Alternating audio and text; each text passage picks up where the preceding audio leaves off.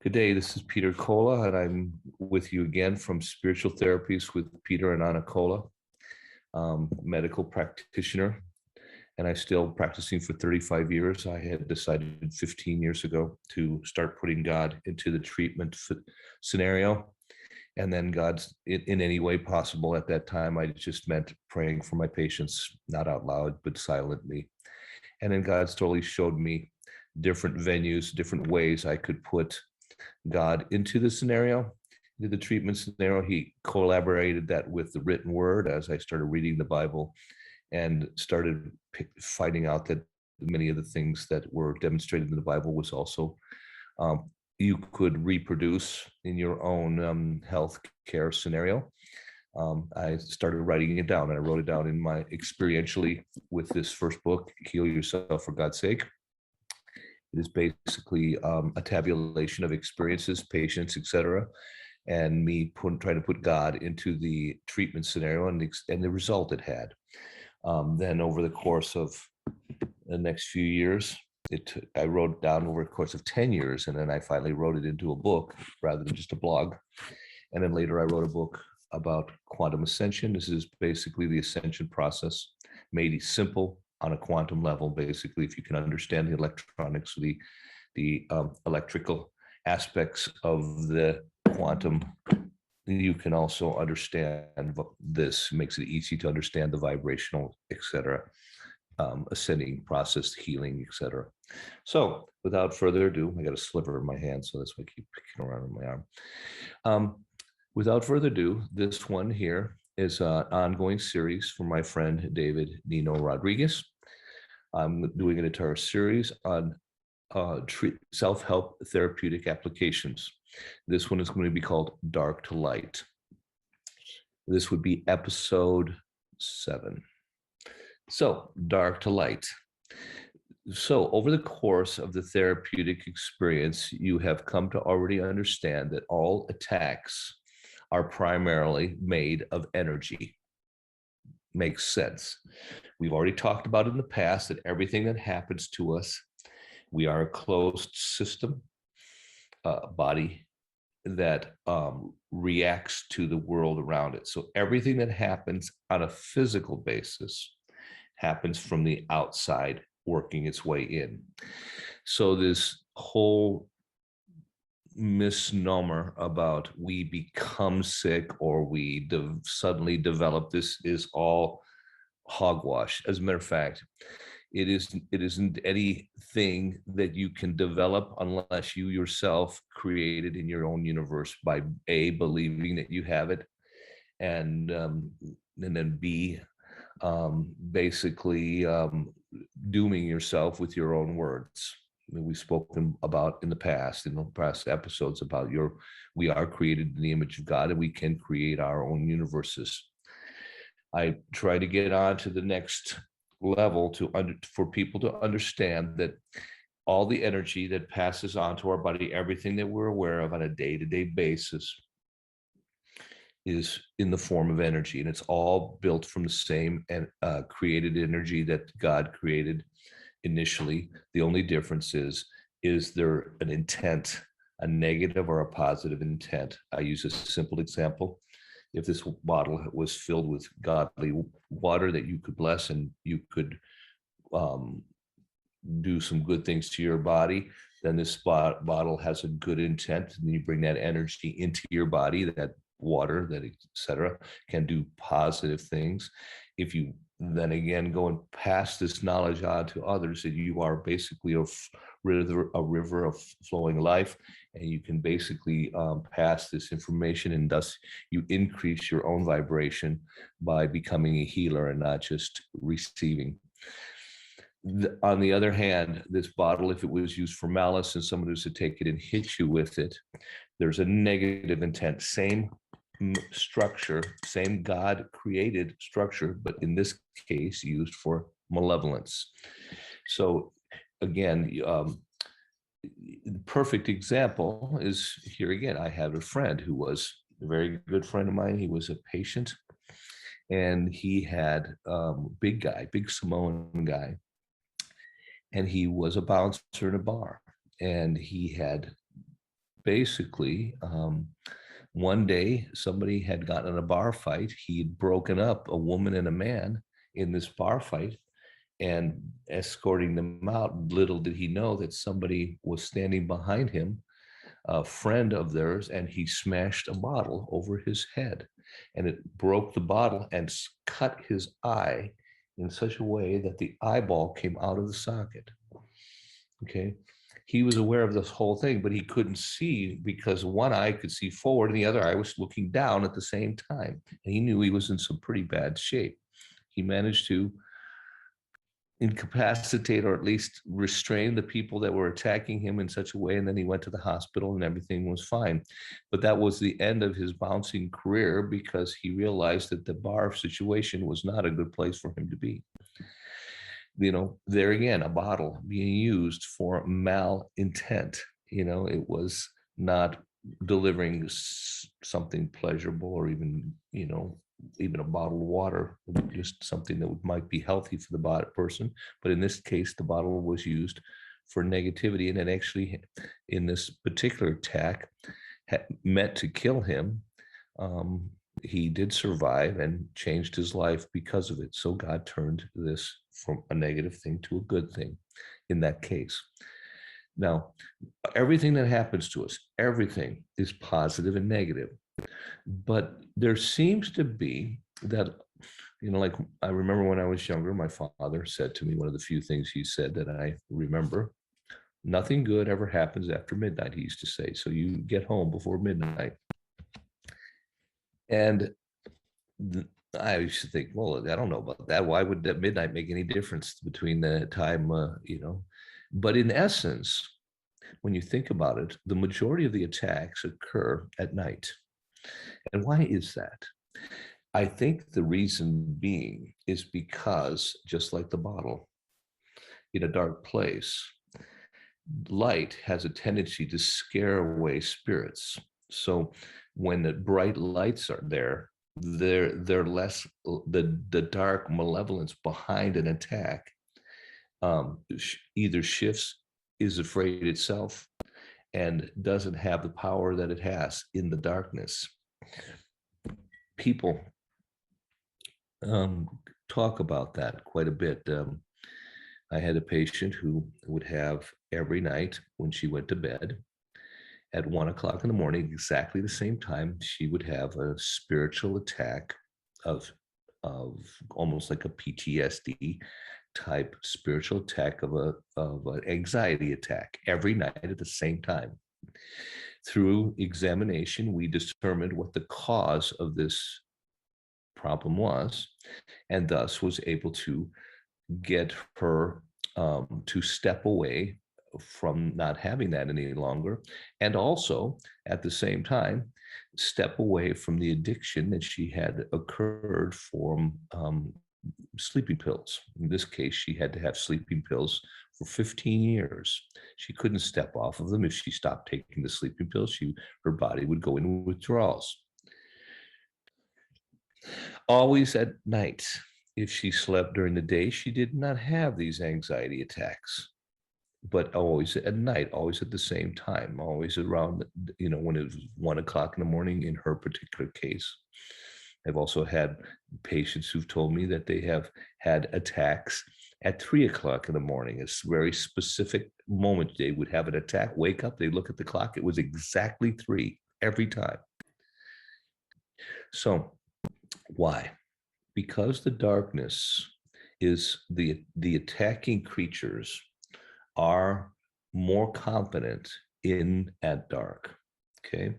So if we're going to believe this venue that we've gone down, if you believe in God and you believe that God does live in the spirit, that God could lift up politicians like our good President Trump and influence him in a godly way, if you believe that these incidents, that 9/11 and et cetera, all these different things, that they fall on these specific dates, that, are they planned that way? Does Donald Trump change his speech just to match an exact moment so that this time frame will be exactly that has some kind of spiritual meaning that you can be analyzed later? I think that there's more of a spiritual component behind he's being led by God, as I hope I am too. And I know that you too are. If you are looking at this video, you're hoping that God can help you in your healing process, in your spiritual life. So when you have a desire to move in that direction, obviously the times when the light is when it's dark out, when it's nighttime, that's when the enemy has the greatest chance of being successful. So they're going to attack at night. Sleep is one of those venues in which they disrupt. They disrupt it with a number of mechanisms. They can disrupt it with increasing attacks that cause your body to react. In other words, you start developing symptoms, increased tension, increased anxiety. Anxiety is nothing but awareness. Okay. Anxiety is the anticipation of an attack. Worry, same thing. So oftentimes your body is sensing, because it's in the dark, probably has recognized that that's when the attacks had happened in the past. It almost expects it.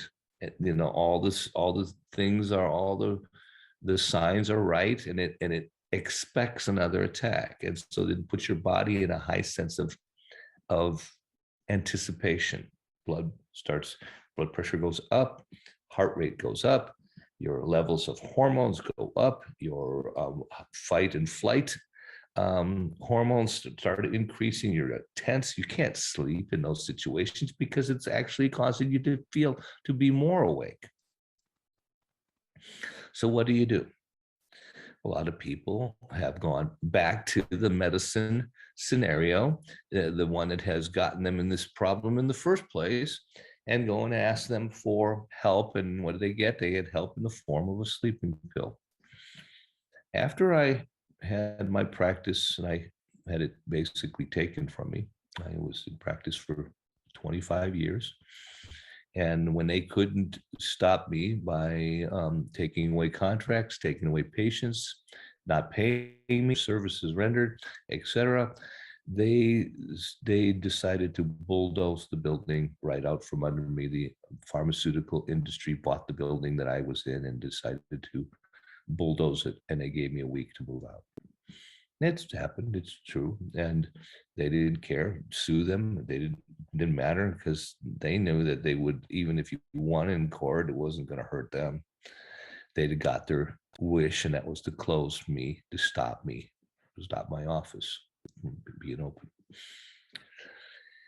That time frame, that scenario, caused me to see that there was a darker side in the pharmaceutical scenario in industry.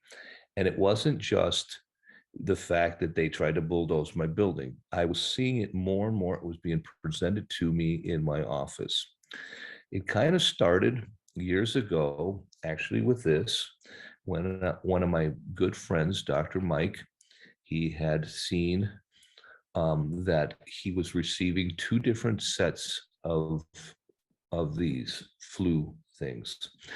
And one was for the general public, and there was a few vials that were for the VIPs.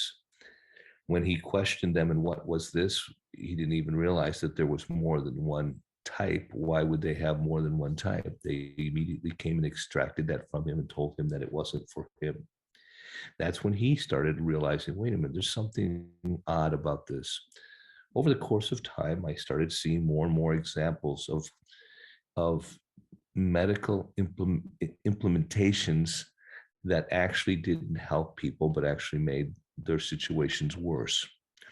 Blood pressure medicine that seemed to cause cholesterol. Many patients started suddenly developing cholesterol once they had that. Then the people that were taking those medicines would start having other issues, like diabetes or other things like that. And that kind of chain seemed to take place. After I stopped working in the private practice, I was, for a short amount of time, I was the director of a cancer clinic, cancer center, one of those places, a very expensive place. And I sat around and one day at the table with the doctors, and they were laughing and talking about it. And somehow they got on the subject of a particularly new kind of chemotherapy that all the patients were supposed to get. Very expensive. I think it was something like $25,000 per dose. And the one guy says, well, I'm never going to take that. At least he started saying about the fact that it's just like horrible, and toxic. And the other guy goes, I would never let any of them, I would never do any of the things that we do here with any of my members of my family or myself. I'd rather die than go and let to do these things. And they were all pretty much in agreement. And I found it a little bit strange. These guys were willing to prescribe and treat people, but they weren't willing to do it themselves, nor were they willing to take the medicines. Another thing I found strange is that a lot of the medicines had names that were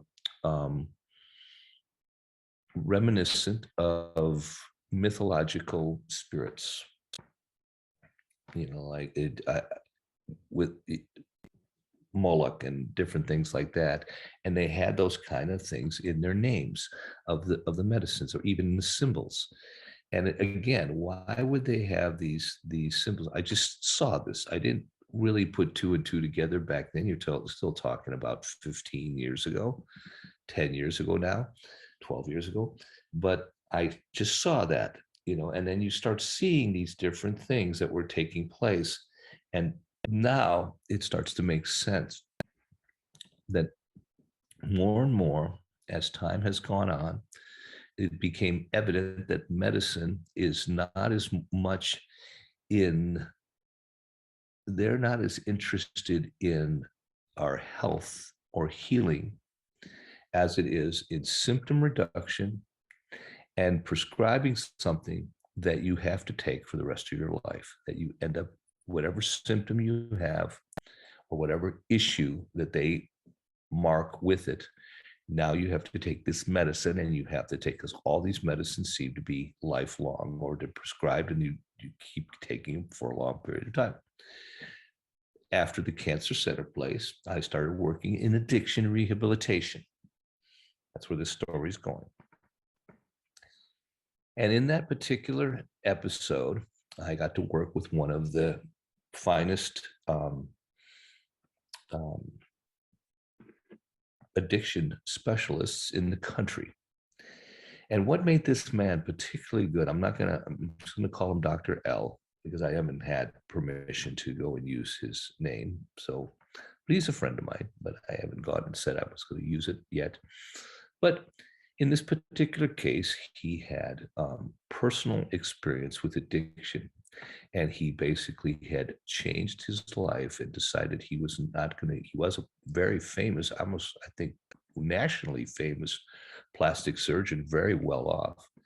And these addictions almost ruined his family or ruined his life. And so he made it his new goal to fight addiction. And he set the same kind of attitude towards this. So he was very aggressive when it came to his anti-opioid type attitudes. One day we're sitting there and we're talking, and I know that he also was a mixed martial artist. I'm a martial artist myself, although I've never gotten in one of those cages, although I have fought in other forms on the mat and in the dojo, and fight sparring, sometimes more than one person. But this guy was a cage fighter, even though he was 50-plus-year-old guy, maybe, something like that, and very fit. And he shared that with me. And then I said, one day I'm sitting there, you're still fighting? Because I've done that, and I've gotten a few bruises and a few bumps and kicks and different things. I said, so, well, what do you do for pain when you have that? And he says, well, to be honest with you, he said, if I ever get to the point where I have it so bad that I have to take a pain pill, he said, I would never use any of the modern pain pills. He said, I would try to get some of the older forms, the older stuff, but it's getting harder and harder to fight it. He says the new stuff, he says, nah. He says it's all been synthesized to cause depression. So the minute you take the pain pill for pain and the pain wears off, now you're starting to develop depressionary symptoms. So you have to take an antidepressant pill. He said, and then the antidepressant pill, when that wears off, it causes anxiety. So then you got to take an anxiety pill. And when you got anxiety when you're having issues with that, now suddenly you can't sleep. Now you got to take a sleeping pill. He says, when you have 3 or more of those different ones, combinations of them, he says you start having suicidal thoughts. But of all 4, the worst one is the sleeping pill. He says that one, I've had patients who take that and it is horrible, some of the stories, hearing voices, etc. And it has the most negative effect on them. Now, again, this was 10 years ago, he told me this. And he was adamant about he would never go near a sleeping pill. I would do anything that would help. So now let's look at this scenario as we have compared these things from a body, mind, and spiritual component. Body attacks happening. When you start dealing with these attacks and you thwart them off, there is going to be a counter attack. You chase away the spirit, not that one's going to come back. A stronger one may come back and try again. Bigger bear. After you chase the little bear away. Okay. The good news is it's the light that chases it away. So it's going to come back most of the time in dark. At dark is when we rest, when we sleep, etc. Okay. We're also vulnerable when we're sleeping. That's why it's important to do that in a safe way. Go to sleep, allow our body to rest. I've even talked with some doctors who've worked with people. When I was doing this addiction, there were a lot of those guys that didn't sleep. So we had certain mind, body, and spiritual aspects to help them sleep. Now, from a physical standpoint, there's a lot of teas, tryptophan, some of these other things that are natural that actually can aid in sleep. They're very mild, but that's from a physical standpoint. So our sleeping aids mild from a physical standpoint. It's the spiritual side that has the greatest amount of issues. Okay, all the medicines, all are been synthesized and developed in order to dumb down our spiritual awareness. They ground us. They push our face into the dirt, as it were. So if you believe that there is a spiritual, experiential, and small physical component to these things, and you're willing to now look at the same kind of effect is what they want to do. They want to give you a very small physical effect because it's just milligrams and micrograms of stuff. That's not very much. A gram is a single drop of water. A milligram is 1,000th of a drop. A microgram is 1,000th of a 1,000th of a drop. So a micro is actually a millionth. So that being said, that's not very much material for a normal 220-pound guy who wouldn't take a pill. But yet they seem to have a pretty dramatic effect on our bodies, hallucinations and all kinds of different things. They really do dumb us down. But they're not telling you when they're dampening your pain that they also want to dumb down your senses so that you can't get in touch with the spiritual side of maybe being able to figure out what's going on with your with these attacks. That means looking to God, or looking at least up and trying to figure out where these attacks are coming from. So they don't want you to figure it out. They want you just to take it, keep taking the pill, take the pill, take. Okay. So what we do is we want to stimulate and try to use these things that God has given us that helps us with their sleep. One of the things that God has given us that helps us with our sleep is there is a natural, when you read black on white letters, black against white, that has an effect on your brain that causes the production of the same hormones that cause people to relax and sleep.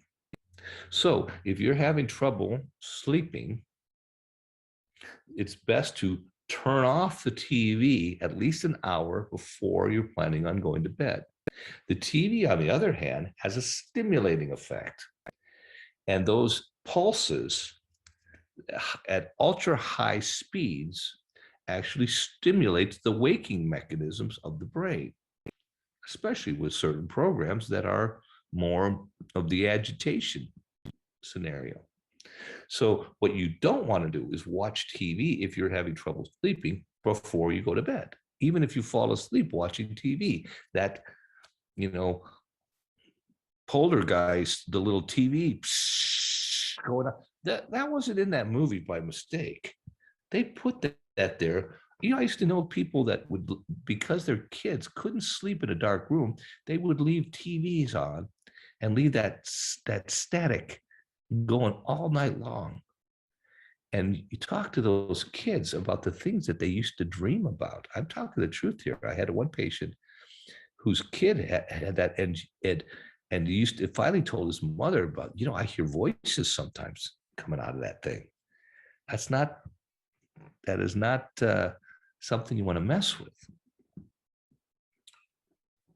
So if our spiritual awareness with medicine is dumbing us down so that we can't get in touch with the spiritual side of ourselves, when we sleep, we actually go into like a REM sleep, and it naturally, we actually start getting actually more in touch with God, with dreams.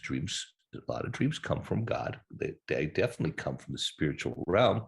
It's not a lot of times, it's not places that we know or people that we know. God is downloading something, download ideas, downloading training, special training for things that he knows that you're going to do. But if your ability to get in touch with the REM is diminished, then you don't have any, it's almost like you're cut off from from tapping into the godly spiritual side.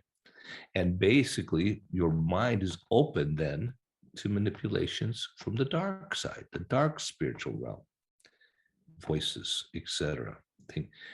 Influences that they want. That is the dark side, that's the curse side. People will tell you when they take sleeping pills and they sleep, they finally fall asleep and they might be knocked out, but they have such a restless sleep that they don't even have, their body doesn't even come to rest, and they certainly don't, and it's mind numbing. So where they don't even feel like that they dream, if they don't have nightmares, that is. Dr. L said the same thing. He said that the problem with sleeping pills was that the bodies didn't get into rest. They didn't get into that rest mode.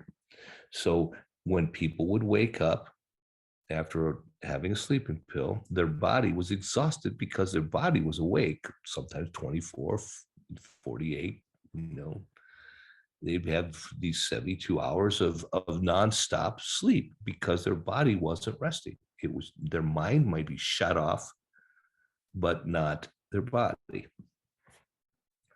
Not a good situation.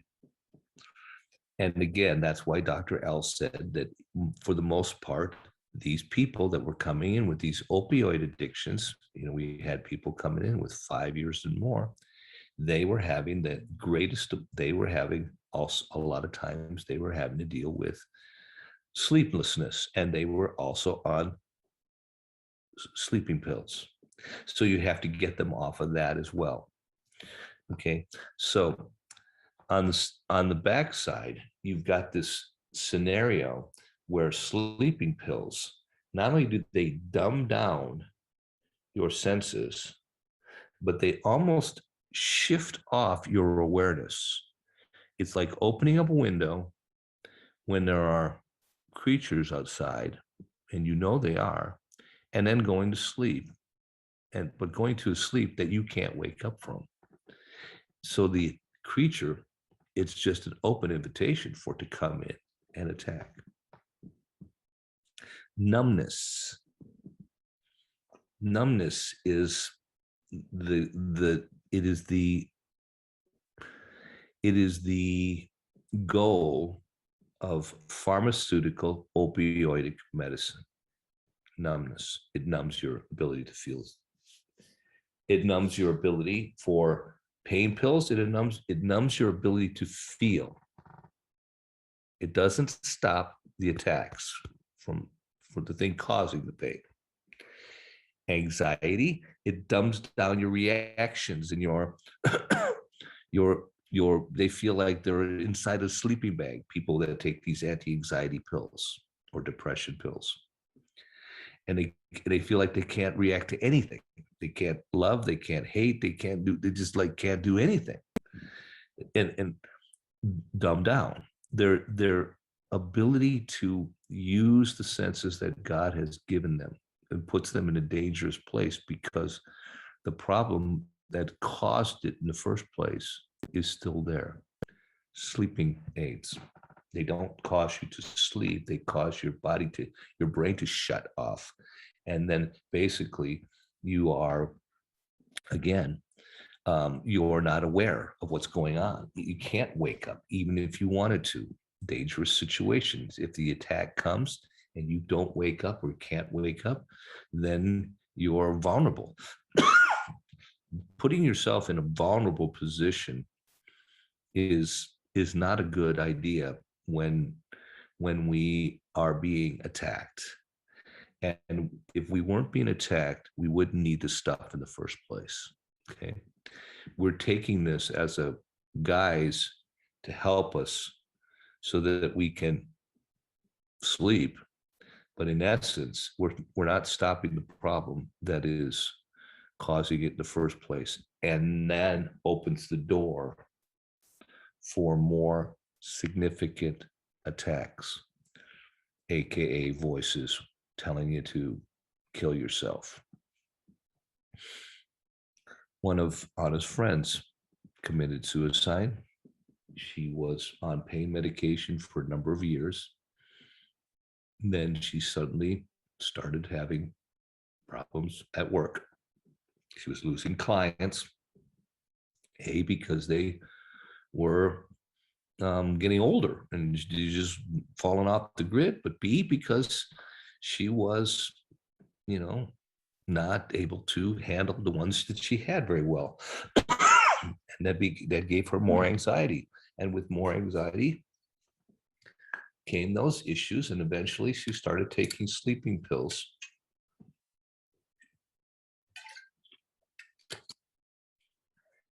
In the end, she killed herself. And she even told people that she was hearing voices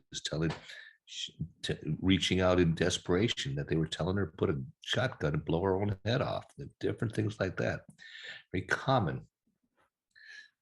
And the point is that when we are being attacked, and it's usually because we're not going in the direction they want us to go. Okay. They don't attack the people that are on their team. They attack the people that are pushing against. And then when we go and try to solve a problem with another solution that they invented in order to make more problem, it's kind of like,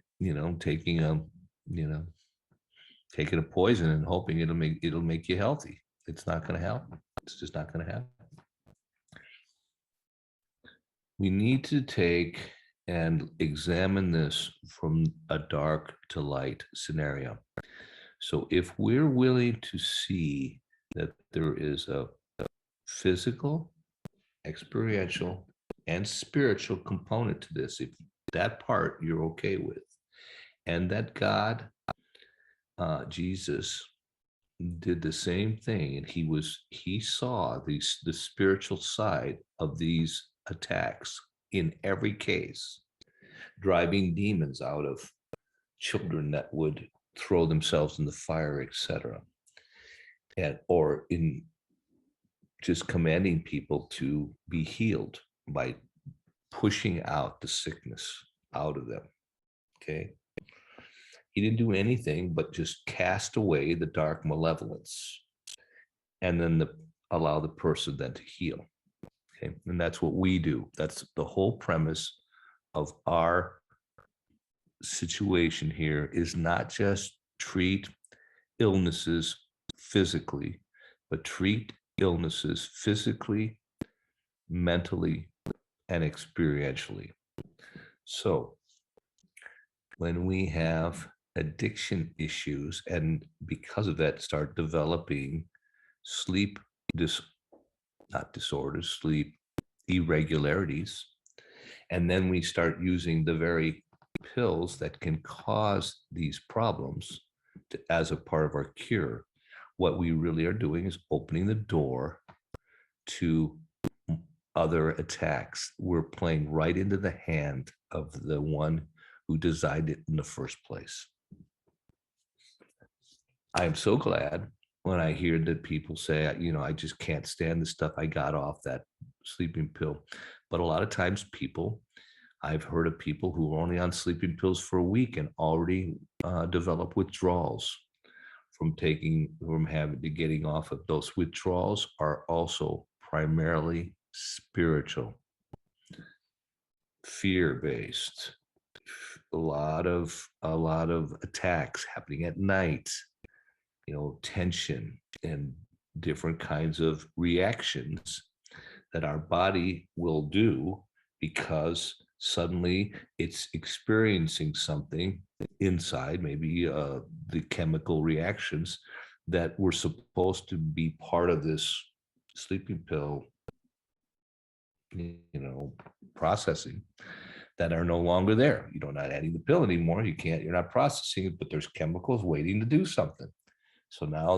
So we can, again, if we know that that's part of the design, we can tell our body to calm down. We can tell our body that we are going to do other things that are going to cause us to relax. One of them for sleeping is the black on white.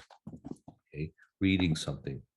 Oftentimes a nice warm bath, warm shower before bed. It also helps relax. That's a relaxing. It's soothing. It causes a relaxation. Warm water causes relaxation of the muscles. It's natural. So that will have the same relaxing effect, especially when you go in to a shower and you tell it that's what you want it to do, to relax your body, to relax your mind, relax so everything will calm. Another thing that people can do, and I recommend, is reading a little bit of the Bible to put a little bit of that goodness into them before they go to bed. Even something very calming that is not upsetting on the stomach, not a stimulant, not sugar, but eating something before bed that can be like a nice piece of bread or some kind of maybe an apple, something like that can also calm the body down. As a matter of fact, apples are considered one of the best things for calming the stomach. One single apple before you go to bed will eliminate acid reflux. I do it myself. And every time I eat an apple before I go to bed, about a half hour, an hour before I go to bed, I don't have acid reflux, that I don't wake up in the middle of the night with that acidy stomach. It calms that reaction down there. It's God given. So using those kind of techniques, drinking some good tea that is calming, eating something, observing a certain kind of activity, maybe once in a while doing a intermittent fasting so that you're not eating right before you go to bed, etc. And all of these kind of things all aid in the situation to calm the body so that you can take that kind of scenario, and asking God to, you know that when the withdrawal symptoms come, or when those kind of tension symptoms come, you know what it is. You ask God what's going on, just like we do with any other kind of attack. What's going on here? Why is it coming? What am I dealing with right now? What am I thinking about when this is going on? So that you can deal with that part of your life and close the door so that that attack won't happen anymore. That's how we deal with sleeplessness. That's how we deal with PTSD type attacks, especially at night. And we make sure that we are, that we are going to bed. It really is important to go to bed and get up. I'm not saying you go to bed with the sun, because a lot of people can't do that, but it is important that you get up early and not sleep really long into the morning, because that sets your body on a rhythm, and that setting your body on a rhythm makes it, it likes to set a clock with the eating, etc. It's all done with like a biological clock. Every day is a new day in the mind of God, and adding those kind of scenarios in a godly way, in a daily way, helps your body with the intermittent fasting, and with good water, and not eating too late, and getting up nice and early, and having a good productive day, and thanking God for the light, etc. We're going to get into the light a little bit more in the next video. So for now, I wanted to talk about the darkness and light, and how a lot of attacks do come at night. I wanted to talk about the fact that you can counter that with non-opioidal type situations. As a matter of fact, the opioids are actually designed to actually make the situation worse. So if you believe that, and we already believe that this is bad for you, well, what makes you think that those other things wouldn't be? Of course they are. You can do there's plenty of natural things out there that you can take that do the same exact thing, but do it in a way that is not, A, it's not addictive, and B, it doesn't dumb down your senses. That's the most important part. The dumbing down of the senses is what you don't want to have happen. You want your senses to be elevated when you sleep, that you're going from the physical into the spiritual realm. That's what you want. And that'll get you the right kind of relaxation and the right kind of revitalization for the next morning. Wake up. So I'm going to leave this video at this, and I'm going to take it right into the next one. And I'm going to stop this recording, and hopefully that you enjoyed this. If you are watching this, please like and subscribe to our channel, our spiritual healing with our spiritual therapies with Peter Anna Colla. We don't monetize our channel, so the only way we make money is selling of our books. Heal Yourself for God's Sake, available at Amazon. So is Quantum Ascension. Please purchase a copy. Right now it's on Amazon. Soon it'll be on something else, I'm sure. And then and if you want to email me at posture.is.everything at gmail.com. I do private sessions with people via Zoom usually, or if they're not here in the Arizona area. And if you wish a signed copy, send me the money for the book, and I will send you a signed copy. rather than buy one just from Amazon.